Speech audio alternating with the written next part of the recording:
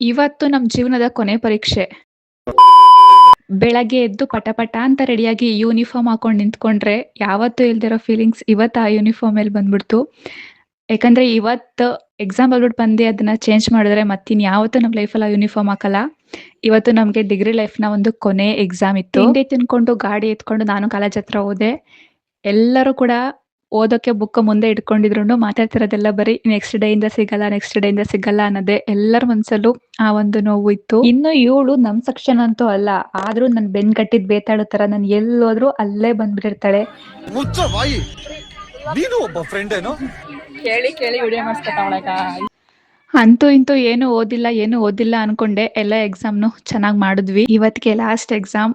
ನಮ್ಮ ಎಕ್ಸಾಮು, ನಮ್ಮ degree life ಎಲ್ಲವೂ ಲಾಸ್ಟ್ ಎಲ್ಲ ಮುಗ್ದೋಯ್ತು.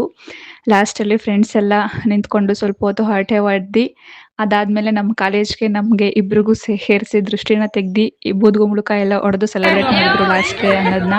ಡಿಗ್ರಿ ಕಂಪ್ಲೀಟ್ ಮಾಡೋರೆ ಒಂದ್ ಕರ್ಪೂರ ಹಚ್ಚಕ್ ಬತ್ತಾಯಿಲ್ಲ. ಫೇರ್‌ವೆಲ್ ಡೇಗಿಂತ ಇವತ್ತೇ ಜಾಸ್ತಿ ನೋವಾಗ್ತೈತೆ. ಅವಾಗ ಎಕ್ಸಾಮ್ ಬರೆಯಕ್ಕಾದ್ರೂ ಸಿಗ್ತೀವಿ ಅನ್ನೋ ಒಂದ್ ನಂಬಿಕೆ ಇತ್ತು. ಇನ್ನ ನಾಳೆಯಿಂದ ನಾವ್ ಅದೇ ಕಾರಣಕ್ಕೂ ಮತ್ತೆ ಸಿಗಲ್ಲ.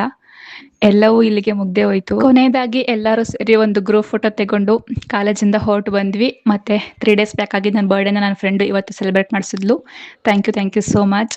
ಮನೆಗೆ ಬಂದ ತಕ್ಷಣ ಇವತ್ತಾದ್ರೂ ನೆಮ್ಮದಿಯಾಗಿ ನಿದ್ದೆ ಮಾಡೋಣ ಅನ್ಕೊಂಡು ರೂಮಿಗೆ ಬಂದೆ. ಅಷ್ಟ್ರಲ್ಲಿ ನಮ್ಮ ದೊಡ್ಡಮ್ಮ ಕಾಲ್ ಮಾಡ್ಬಿಟ್ಟು ಮಂತ್ರಾಲಯಕ್ಕೆ ಹೋಗೋಣ ಪಟ್ ಅಂತ ರೆಡಿಯಾಗಿ ರೈಲ್ವೆ ಸ್ಟೇಷನ್ ಹತ್ರ ಬಾ ಅಂದ್ರು.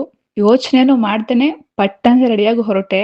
ಇನ್ನು ಮಂತ್ರಾಲಯಕ್ಕೆ ಹೋಗಿದ್ದು ಮತ್ತೆ ಮಂತ್ರಾಲಯದಲ್ಲೆಲ್ಲ ಏನೇನ್ ನೋಡಿದ್ವಿ ಅಂತೆಲ್ಲ ನೆಕ್ಸ್ಟ್ ವಿಡಿಯೋದಲ್ಲಿ ಹಾಕ್ತೀನಿ, ನೋಡ್ತಾನೆ ಇರಿ.